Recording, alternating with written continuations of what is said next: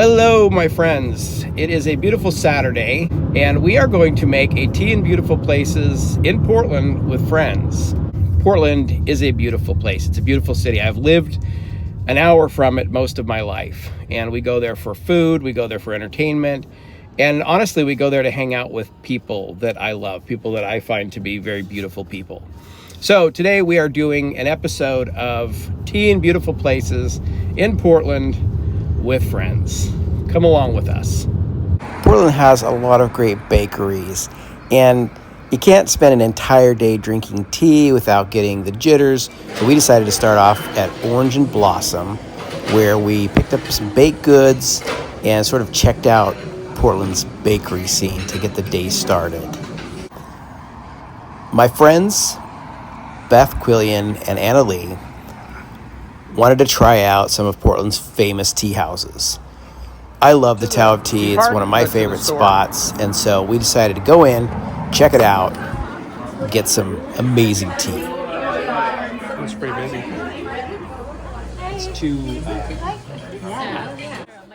What I really like about the Tao of Tea is how serious they take tea, but they don't make you feel like they look down on you or that you don't know what you're doing. They explain things clearly. They're very nice about how they talk about their teas and how to brew their teas. I really enjoy everything about this tea house. That's me. Thank you. And the shapewear. That's me. And do y'all want any guidance as far as keeping these sources? Yes, please. For sure. So both of these are quite dark teas, so they can kind of sustain a little bit longer of a steep. I would say with the Royal Phoenix, start around 45 seconds or so. The show, you can really steep it as long as you want. If you want a really intense flavor off the bat, you can give that 1 or 2 minutes. Okay. If you kind of want to taste it changing a little bit more over time, a little bit shorter. Okay. But yeah, that one you can steep a lot. The Phoenix definitely can at least get 4 or 5 steeps out of it if you want. But yeah, it's kind of a good way to tell it's ready is by the smell. When the smell is coming out, that means it's gonna start tasting good. But yeah, give it another shot. Have you used one of these before? Like that one? I have not, but I've seen my friend do it, so I think I will. Yeah, Awesome. I'll be able to give it a shot. All right, enjoy, y'all. Thank you.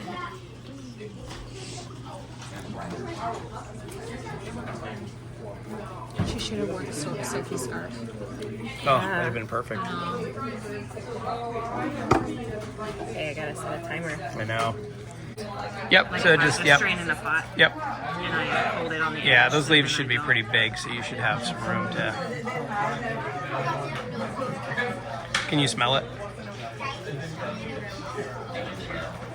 A lot of people will take the lid off and then smell the lid because it's like all that scent has gone into the lid. Smell that? Yeah. Yeah, it smells good. Yeah.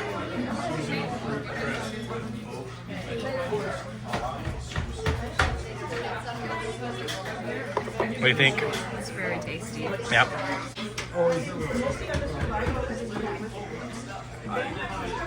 Hey. Thank you.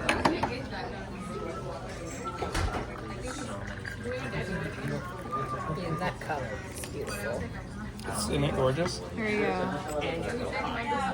What does it smell like? I don't know. I don't have a sense of smell. You guys have to tell There me. you go, Beth. Is that? No, it smells kind of like. I can't put my finger on it yet. Can I smell? Yeah. Kind of like earthy. There's something. Like an earthy, beefy smell. Yeah. Earthy, savory. It's like beef carne asada. Oh, that's good. That's really good. I like that. Yours is just looks like Yours ready is to ready. go. Yeah. Oh, that smells good. I don't know what it smells. No, I just imagine. Here. That does smell good. It smells like jasmine flowers. Yeah, it does. Yeah. It's a little too hot for me to take a sip right now. Yeah, it probably is. You don't have to. You can just video me blowing on this thing for like cut. You have to take all the time to cool your tea down. The rest of us are just gonna like.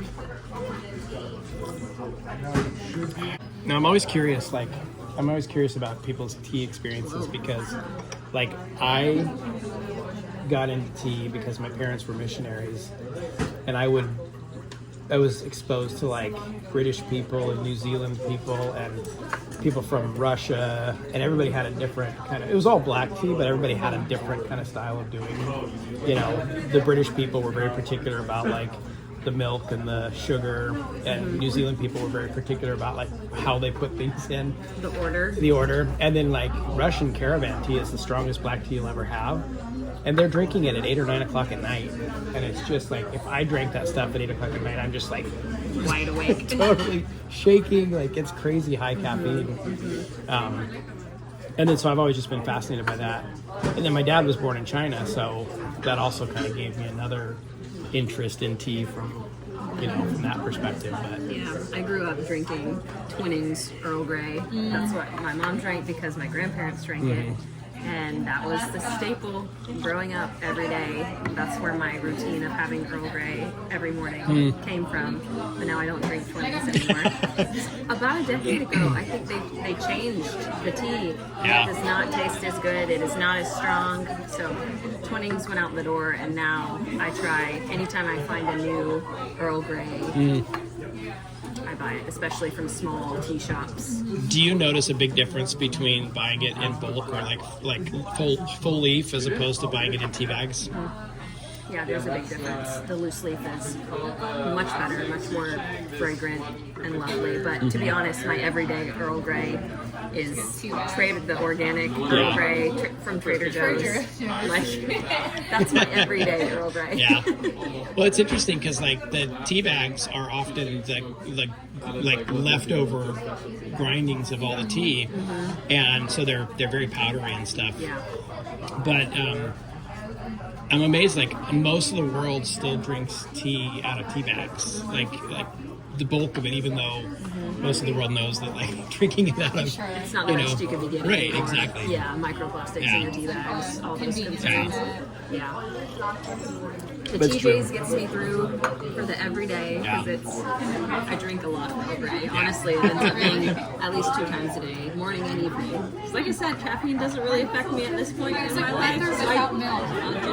I drink it with. Okay. I drink my tea, or at least black Earl Grey tea, like the British do. Tea, milk, and a little sugar. Okay. That's Little my lemon jam. fog every day. Yeah. Was tea drinking at all part of your family's tradition, or do you? I think so. Yeah. Maybe like culturally, especially if you go to like a Vietnamese restaurant, they always give you like ice water and like a pot of oolong tea. Yeah. And so I think it was more of like a digestive thing, where like if after you're eating something, you're always having tea afterwards. Yeah. Yeah, we always have like loose leaf tea, especially it's a brand of oolong tea, but it's like in an orange cylinder tin, not cylinder tin, square tin. And you always like put a pinch and you put it in the water and let it steep that way. Very cool. Huh. Yeah. That's neat. Yeah. A Tea and Bakeries day in Portland would not be complete without a stop at Bardo, a Northeast Portland tea shop with a very unique setup. Being rather over-caffeinated from our visit to the Tao of Tea, we opted for something called De Clau, which is harvested in North Vietnam from the winter buds of a tree that is closely related to the tea plant. This tea had a lot of interesting tropical flavors to it and was the source of a lot of good conversation at the Bardo. I love these little cups. They're so cool looking.